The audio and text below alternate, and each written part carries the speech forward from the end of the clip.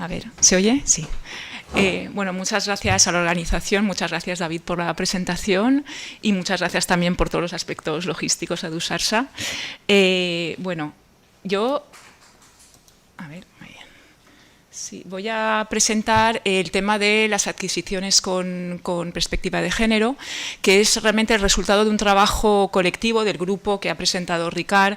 Yo la verdad es que en la presentación había también incluido una presentación del grupo, pero quizás menos emotiva y menos que la que ha hecho Ricard, pero bueno, entonces voy a pasar quizás un poquito rápido sobre ciertas cosas, sobre otras igual me detengo más.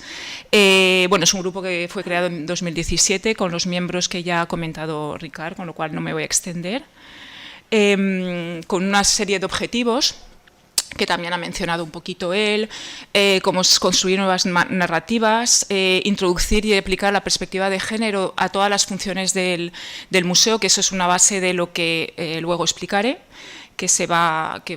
fue digamos una idea base, ¿no?, que luego veremos que se aplicó en documentos y en una guía que en la cual estamos trabajando. Fomentar nuevas miradas en las metodologías y las implementaciones museográficas de los museos. Sensibilizar y concienciar, que esto, la parte de formación, que también explicaré, pues era uno de los objetivos muy importantes, y también dar visibilidad bueno, pues a nuestro trabajo, ¿no?, a lo que estamos haciendo a través de una serie de actuaciones en materia de comunicación. Por resumir lo que estamos haciendo y por situar luego lo que presentaré, ¿no? Estaba esta pata de formación con este ciclo de seminarios cuyo resultado pues, podemos ver hoy en esta publicación, esta relatoría, ¿no?, que recoge todos los seminarios, los resultados, su funcionamiento y demás. También ha habido otras jornadas de formación, aparte de este ciclo de seminarios. Luego, otro aspecto importante es la elaboración de una guía para la introducción de la perspectiva de género en museos a través de sus funciones y finalmente pues una serie también de actuaciones en materia de comunicación del propio grupo, entre las cuales, por ejemplo, los manifiestos, ¿no?,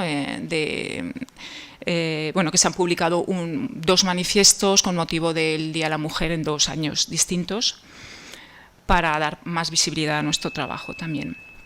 Bueno, pues ahora nos vamos a centrar, que es lo que, vamos, el tema de la presentación, en esta función de adquisición que realmente forma parte, como he dicho, es un trabajo, el resultado de un trabajo colectivo, una reflexión colectiva, y forma parte realmente de una guía que estamos desarrollando dentro del grupo, que tiene este nombre, bueno, le hemos dado este nombre, Repensar el museo, guía de reflexión y actuación con perspectiva de género feminista.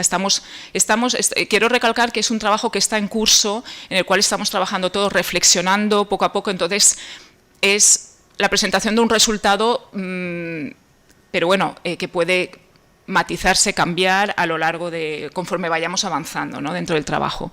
Entonces, realmente, bueno, el origen fue un primer documento en el cual se presentaba pues eso, la aplicación de la perspectiva de género en el museo a través de sus funciones.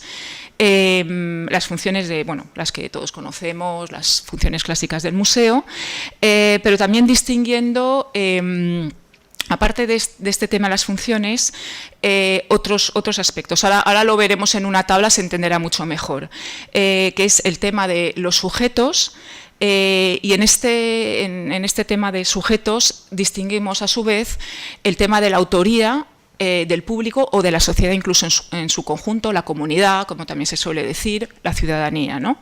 Pero también otro aspecto que, bueno, la verdad es que se ha mencionado precisamente en las dos presentaciones anteriores, que es el tema del personal de los museos, ¿no?, que muchas veces yo creo que nos olvidan y nos olvidamos, ¿no?, hablar también de nosotros mismos y nosotras mismas y de nuestro trabajo, ¿no?, y de cómo también aplicar la perspectiva de género en relación a nosotros mismos, a cómo nos desarrollamos profesionalmente.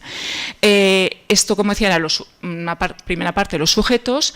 Luego, el tema de objetos o las colecciones, y en cada uno de... Entonces se cruzan las funciones del museo con estos temas, sujetos, objetos, y en cada una de estas casillas, al cruzarse, la idea era hacer un diagnóstico, una formulación de preguntas y una propuesta de mejoras o de actuaciones, ¿vale? Esto era, digamos, un poco el documento fundacional sobre el cual empezamos a trabajar.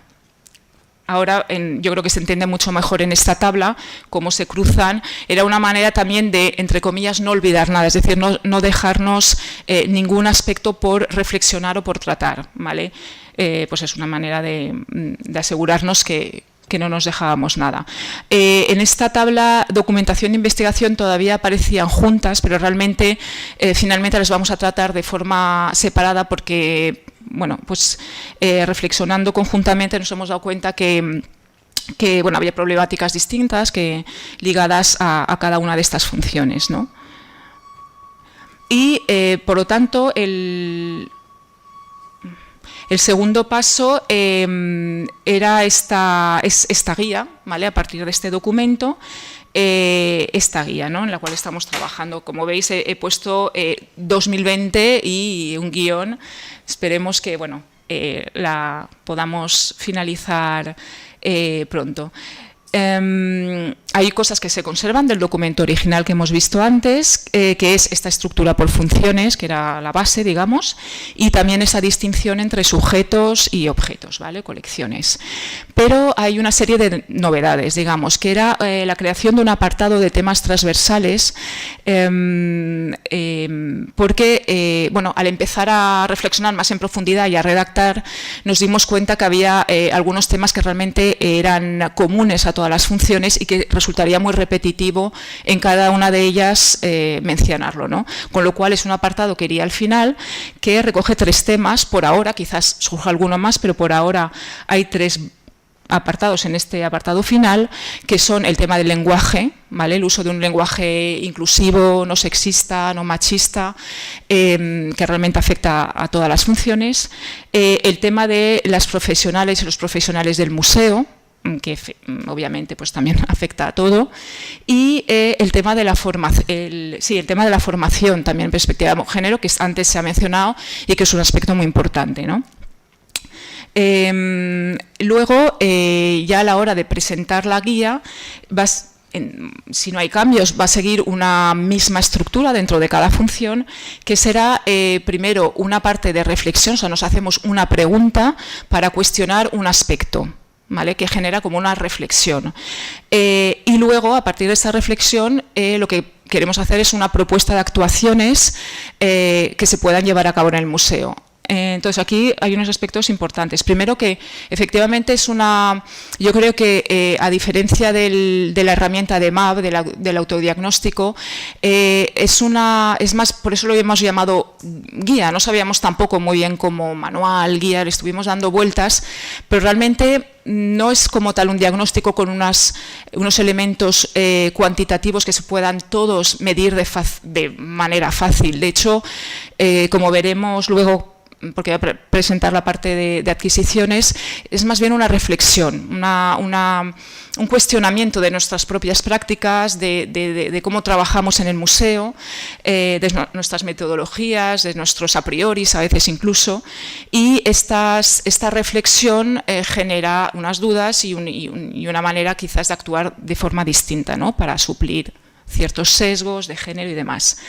Entonces está esta parte más cualitativa, y luego también otro aspecto es que las actuaciones sean fácilmente aplicables o que sean factibles, viables para un museo, que a veces sabemos que los museos tienen pocos medios de personal, de pocos medios económicos, entonces que sean actuaciones que sean realistas en cierta forma.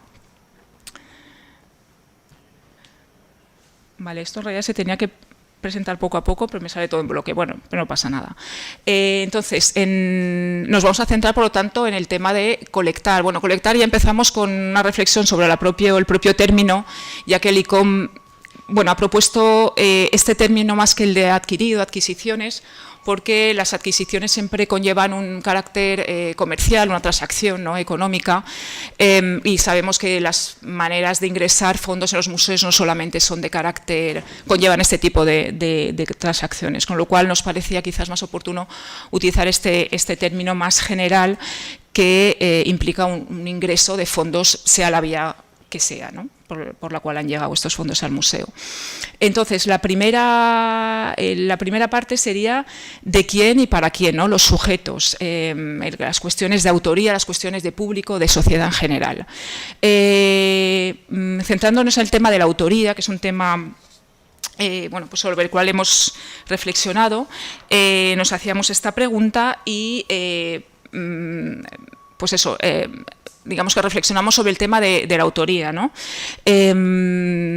Porque hay que decir que es verdad que es un tema que se ha tratado mucho en los museos de historia, que están representadas las mujeres, que no estén invisibilizadas, temas de paridad, temas de cuotas, temas de porcentajes, pero hay muchísimas colecciones cuya autoría no se conoce, ¿no? Es decir, tenemos por una parte la autoría desconocida. Muchas veces, además, la autoría desconocida se suele asimilar a autoría masculina, ¿no? Entonces hay que también reflexionar sobre eso, sobre además, pues eso, a priori que tenemos todos y todas, o sea, nos incluimos, las profesionales de los museos también tenemos a veces eso que arrastramos, ¿no?, de nuestra propia educación. También está el tema de bueno, en las autorías conocidas a veces también hay cuestiones de atribuciones, hay cuestiones de atribuciones de obras de mujeres, por ejemplo, a hombres, a maestros, al padre, al hermano, a los hombres que están en torno a la mujer.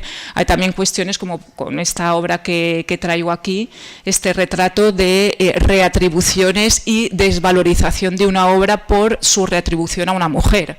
Es decir, toda esta reflexión en torno a quién ha hecho, ¿no?, la obra o el objeto en general. Está también el tema de la autoría compartida, que no es lo mismo que autoría, hemos distinguido compartida de colectiva. La compartida sería aquella en la que hay varias autorías que actúan de manera sucesiva, no de manera simultánea, ¿vale?, para diferenciar con la autoría colectiva. Por ejemplo, en las cuestiones de libros impresos está el autor o la autora del libro, pero está también la impresión, ¿no?, la imprenta. En este caso, por ejemplo, bueno, he traído este ejemplo de esta impresora valenciana que además, si veis, firma como viuda de, porque realmente enviudó 2 veces y ella siguió con el trabajo de la imprenta, pero ni siquiera aparece su nombre, ¿no? Entonces, tener en cuenta todas las autorías que pueda tener un objeto. Y luego está el tema de la autoría colectiva. Aquí, bueno, se ha hablado muchísimas veces de la invisibilización de las mujeres cuando se trata, por ejemplo, de una autoría colectiva en obras de arte, bueno, parejas que han trabajado juntas en el arte moderno. Hay muchísimos casos, ¿no? Bueno, he traído esta que es también un ejemplo valenciano y además tenemos obra de Manuela Ballester en el museo, así que me vino a la cabeza enseguida. Que además ahora se están corrigiendo, en el caso de Manuela Ballester y Josep Renau se está corrigiendo este tema poco a poco, ¿no? Entonces estamos avanzando. Entonces aquí decíamos qué podemos hacer, ¿no? Generamos esta reflexión, nos genera preguntas, ¿qué podemos hacer? Pues, por ejemplo, incluir la perspectiva de género en el programa de incremento de las colecciones, buscando la medida de lo posible esa paridad, ¿no?, ese equilibrio en materia de autoría, ¿vale? Eso es una cosa, bueno, eso se ha hablado mucho, hay muchos estudios sobre este tema de la paridad. Pero no solo eso, sino también se pueden desarrollar líneas, una o varias líneas de adquisición que busquen precisamente completar lagunas que hayamos podido detectar en este campo. O sea, y efectivamente reflexionar sobre estos temas de la autoría compartida y la autoría colectiva.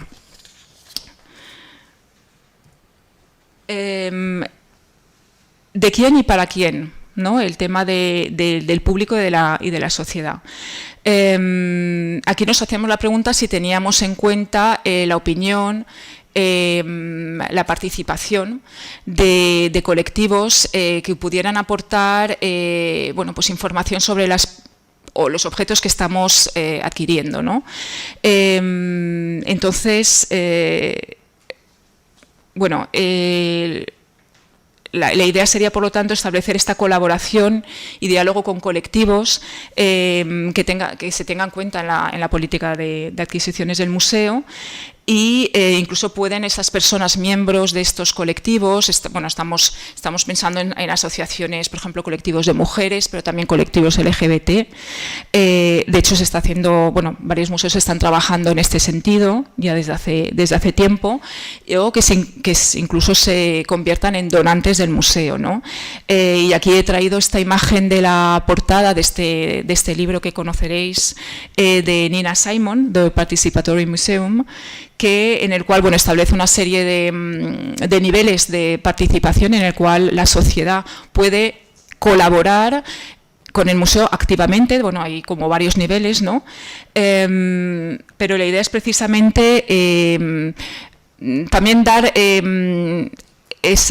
bueno, se habla mucho de la autoridad del museo, ¿no? Pues esa autoridad, entre comillas, compartirla también con la propia sociedad, con los propios colectivos, con la comunidad, y que ellos también sean partícipes, por ejemplo, en esta política de adquisiciones, pues aconsejando, explicando, bueno, pues dando pistas, ¿no? En materia en estas políticas, ¿no? De adquisición. Realmente es una línea en la que están trabajando muchos museos, y es una manera también de hacer partícipes pues eso, en general a la sociedad en su conjunto. El segundo punto es quién, ¿no? Lo que comentábamos antes, el tema del personal de los museos.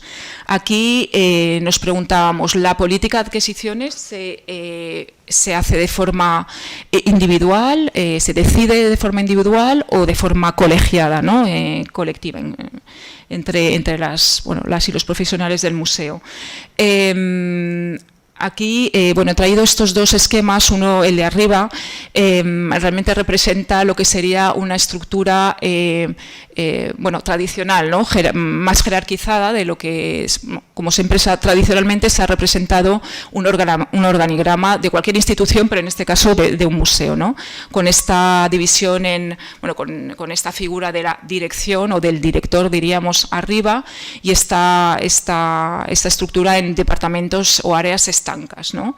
Con también a su vez jerarquizadas. Bueno, y abajo un esquema que es el que se está viendo ahora cada vez más. Esto está sacado de este artículo, lo he puesto ahí porque os lo recomiendo, es muy, muy interesante, es una reflexión sobre la organización interna del museo, que es un tema que no se habla mucho, pero yo creo que que es muy importante, y que son también cuestiones que hay que introducir cuando estamos hablando de esta guía, de este manual. No solamente el público y los objetos, siempre se ha hablado de esas dos patas, y el edificio, ¿no? Y los que estamos trabajando en el museo, o sea, la propia organización interna, la propia forma de trabajar, es importante también, y se reflejará luego en cómo trabajemos con las colecciones y cómo trabajemos con el público. Si tenemos una estructura súper jerarquizada, con desigualdades, incluso con cuestiones de discriminación, con micromachismo que existen, pues difícilmente luego podremos trabajar con las colecciones y con el público, pues con esta perspectiva de género, ¿no? Entonces, la idea efectivamente es tener una estructura mucho más horizontal.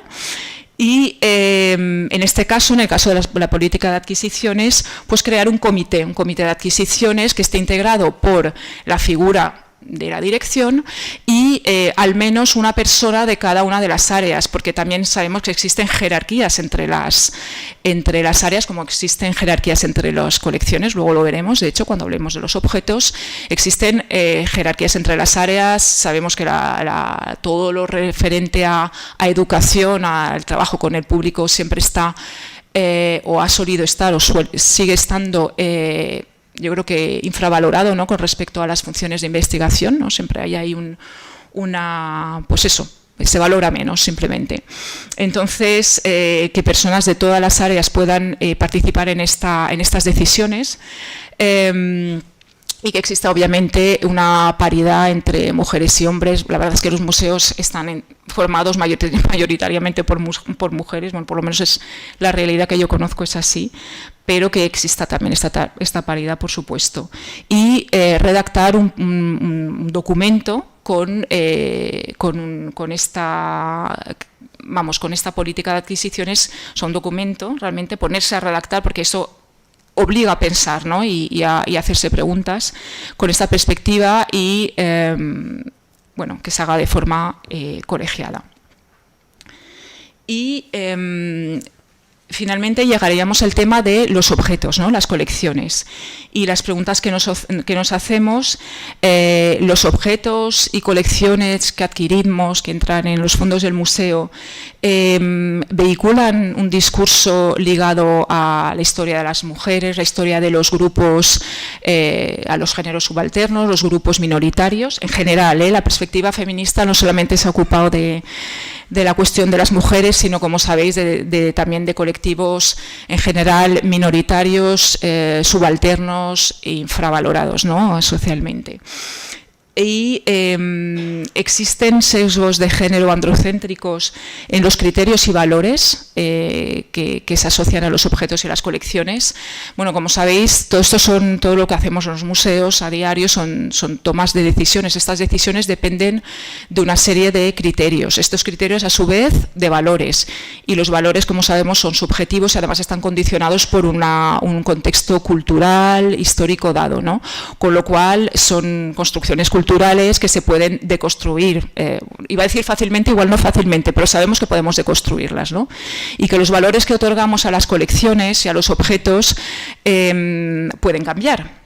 Y digo esto porque precisamente estos valores es lo que nos dicen si un objeto en cuestión merece, o sea, forma parte de la historia o no forma parte de la historia, es decir, si merece la pena formar parte de un museo o no. Y generalmente todos aquellos objetos o cultura material ligado a la historia de las mujeres, pues ha considerado que no era interesante a lo mejor para la historia y con lo cual ha quedado fuera de ella. Luego también, como comentaba antes, hay jerarquías dentro del museo a nivel de organización interna, pero hay también jerarquías entre objetos, jerarquías entre colecciones. Bueno, yo hablo igual. Voy a poner un ejemplo más de historia del arte, que es mi campo, no es el de la historia, pero desde la crítica feminista en historia del arte se ha puesto precisamente este tema sobre la mesa y hace mucho tiempo, desde los años 70 y 80. Especialmente estoy pensando en Griselda Polo, que hablaba de estas jerarquías entre los objetos, porque un objeto, por ejemplo, de artes decorativas, tiene menos valor que una obra de arte, arte con mayúscula, ¿no? O porque un objeto de la vida doméstica, ligado a la vida doméstica, tiene menos valor que un objeto, pues eso, de diseño, por ejemplo, ¿no? O un boceto frente a una obra acabada, ¿no? Entonces son todos estos cuestionamientos que nos ayudan a valorar también los objetos de otra manera y a valorarlos igual de manera más justa, sin todos esos sesgos, porque son sesgos androcéntricos y al fin y al cabo también patriarcales, ¿no? que clasifican los objetos y que nos hacen desechar cosas que tienen valor. Lo que pasa es que hace falta otorgarles el valor y hace falta cambiar la manera que tenemos de pensar las cosas, ¿no? Bueno, aquí he traído algunos de este tipo de objetos que encontramos en los museos, pero que también es porque las cosas están cambiando. ¿Y qué podemos hacer? Bueno, pues precisamente desarrollar una o varias líneas de adquisición que busquen completar las lagunas que puedan existir en relación con la historia de las mujeres, pero también las historias relacionadas con otros grupos, ¿no? Minoritarios, géneros subalternos. Es decir, en este caso ya no estamos hablando del tema de la autoría, es que son cuestiones que a veces se mezclan. Incluso me viene a la cabeza, aquí que hay una representante de MAB, esta exposición que hubo en el Prado, que fue tan criticada, que hay muchísimos artículos al respecto colgados en la página de MAB, muy interesantes, donde precisamente hacían esta mezcla, ¿no? Del tema de la autoría, o sea, la mujer como artista y la mujer representada. O sea, son cuestiones distintas que quizás bien pensadas y bien ligadas en una exposición podrían funcionar. En esta, yo la verdad es que no tuve la ocasión, por motivos obvios de tema de pandemia y tal, de ir a visitarla, pero así a priori dices, efectivamente son temas que o los ligas bien o no funciona, ¿no?, la exposición. Bueno, pues es separar estas cuestiones que son distintas. Aquí estamos hablando de los discursos que pueden, que vehiculan, ¿no?, los objetos, de qué nos está hablando este objeto, que pueden que sea hecho, que el objeto en cuestión haya estado hecho por un hombre, que lo sepamos incluso, aunque esté firmado, pero que nos está hablando de otras cosas, ¿no? O sea, es esa distinción importante que hay que hacer. Luego, elaborar un documento que establezca estos criterios, ¿no?, y reflexionar sobre estos criterios y estos valores, ¿no?, de los que hablábamos antes. Y con el objetivo también de suplir estas carencias, otra solución práctica puede ser también desarrollar una línea de depósitos o de comodatos museos que nos permitan completar lagunas, si no tenemos la posibilidad a lo mejor de adquirir, pero sí de establecer colaboraciones con otras instituciones para completar estos discursos, ¿no?, mediante, pues eso, depósitos o comodatos. Y bueno, pues nada, esto era lo que quería comentaros. Muchas gracias.